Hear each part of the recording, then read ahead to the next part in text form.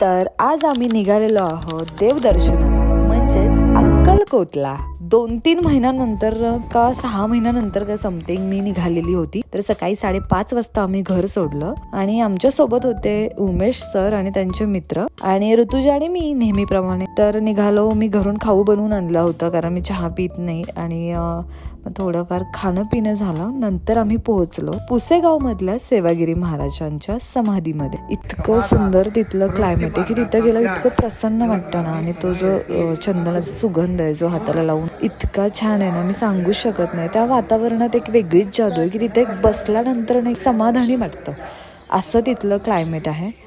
आणि मला खूप छान आणि फ्रेश वाटलं तिथे. जरा व्हिडिओज येत बसले. सकाळचं क्लायमेट एवढं सुंदर आणि तिथे खरंच खूपच छान होतं. तिथून आम्ही निघालो आणि कधीही आम्ही अक्कलकोटला आलो की सर तिथे थांबतातच.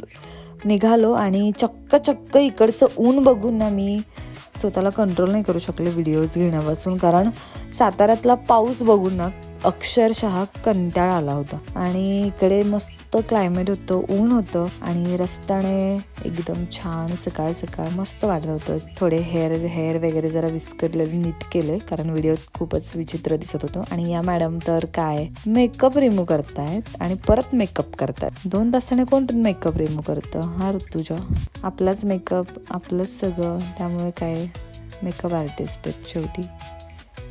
तर निघालो.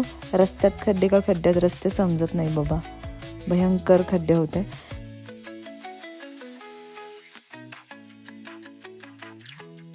मग आम्ही ब्रेकफास्टसाठी थांबलो आणि तिथे मला एक दिसलं छोटंसं पिल्लू पपी. त्याला हाय हॅलो करत आम्ही निघालो आतमध्ये ब्रेकफास्ट करायला. ठीक होतं हॉटेल.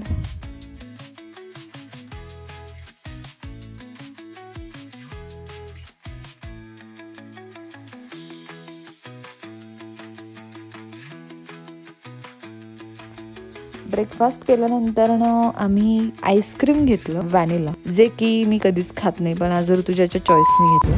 इकडे पाऊस नाहीये.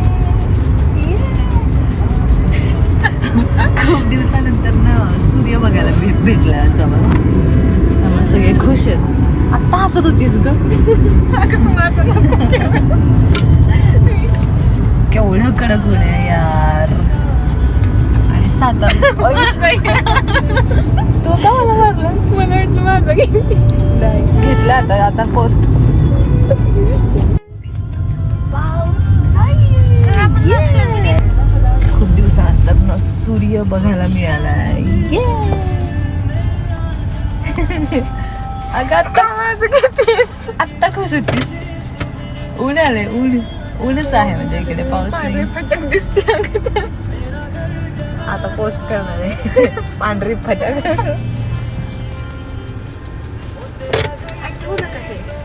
सीएनजी ये. आता थांबा लाईनमध्ये.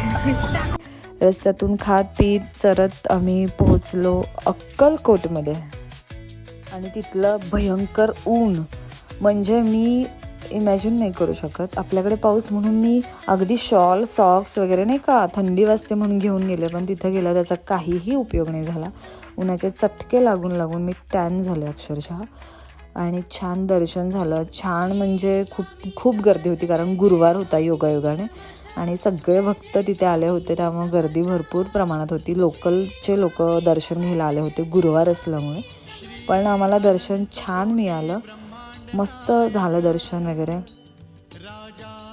मग सगळं छान बघत सगळी जिथे देवस्थान आहेत तिथे जवळपासच्या मंदिरामध्ये नेहमीप्रमाणे सर आम्हाला घेऊन जातात दर्शनाला. आणि आम्ही पण फिरतो. महाराज कुठे आले होते, त्यांची समाधी आहे, ते सगळं काही बघून दर्शन घेतलं. तिथे आम्हाला वाजले 2:30. भूक प्रचंड लागली होती. तिथून निघालो. भयान लेवलचं ऊन आहे यार. आणि मी तुम्हाला सांगते मी शॉल घेऊन आली आहे थंडी वाजेल म्हणून. मी सॉक्स घेऊन आली आहे, छत्री घेऊन आली आहे. मी विसरले की मी अक्कलकोटला निघाली आहे, जिकडे ऊन असतं कडक ते पण. आणि तसंच झालं. माझ्याकडे पण काहीच नाही आहे सेफ्टीसाठी. ही तर बघा येडी. तिथल्या वास्तूंना त्या मंदिराला हात लावताना मला एकदम वेगळंच फील होतं आणि असं मला गडावर गेल्यानंतर सुद्धा होतं. जे आपले पौराणिक गोष्टी आहेत, जागा आहेत, तिथे गेल्यानंतर मला खूप भारी वाटतं. मी शब्दात सांगूच शकत नाही.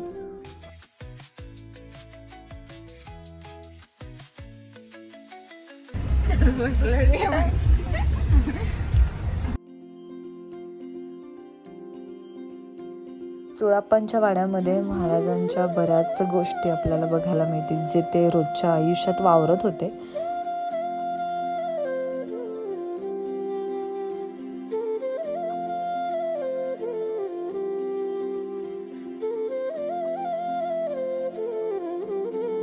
आणि नंतर आम्ही जेवायला गेलो. तिथे मसाला पान खाल्ला आणि या मॅडमने घेतलं चुना लावलेलं पान. आई ग, तिला ते रेड करायचं होतं तोंडामध्ये, त्यामुळे. आणि मस्त पान बिन खाऊन आम्ही निघालो पुढच्या प्रवासाला, परतीच्या प्रवासाला.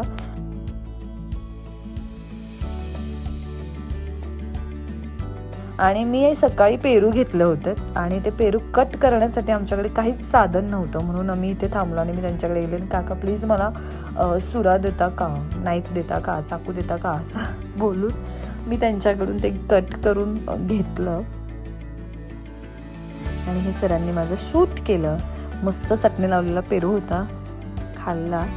तिथून आम्ही गेलो. रस्त्याने आम्हाला हे दिसलं मक्याचं कणीस. आणि यार इतकं स्वस्त होतं ना, 20 रुपयाला एक, म्हणजे काहीच नाही. आपण एरवी 50 रुपये 40 रुपये असं खरेदी करतो, पण हे 20 रुपयाला होतं. ते खाल्लं. मग आम्ही आलो पंढरपूरमध्ये विठोबाच्या दर्शनासाठी. आणि फर्स्ट टाइम मी पंढरपूरला आली आहे. आणि एका वाड्यामध्ये आलो, जे सरांचे रिलेटिव्ह होते. मग त्यांनी आम्हाला मंदिरात दर्शनासाठी घेऊन गेले आणि तिथे गेल्यानंतर छान दर्शन केलं. आणि खूपच भारी, म्हणजे त्या मंदिराबद्दल मी काय बोलू. आधीची लोक तिथे कशी वावरत असतील आणि किती सुंदर ते मंदिर. कधी गेलात तर तुम्ही बघाच. आणि इथून माझा मी ब्लॉग संपवते, कारण आम्हाला खूप लेट झालंय. सो बाय, भेटूयात नेक्स्ट ब्लॉग मध्ये. थँक्यू.